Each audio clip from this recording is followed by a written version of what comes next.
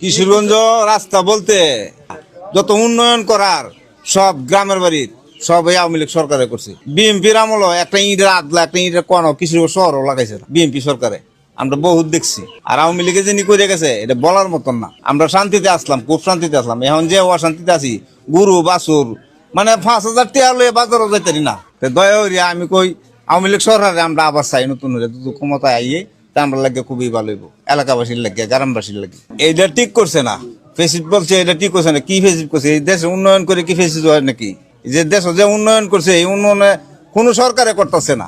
বয়স তো হয়তো মনে হয় 50-এর কাছাকাছি বা 50 পার হয়েছে, কিন্তু এত উন্নয়ন আমরা দেখছি না, কোন সরকারের আমলে দেখছি না যে উন্নয়ন করে গেছে আওয়ামী লীগ সরকারে। কারণ ভবিষ্যতে তো দেখছি সরকার, জাতীয় পার্টি দেখছি, বিএনপি সরকার দেখছি, দেখার তোর বাহিনী রাখছি না। যিনি দেখছি এই বয়সে এই নির্বাচন পরীক্ষা হয়েছে কতটুকু ভালো করছে আর কতটুকু মন্দ করছে।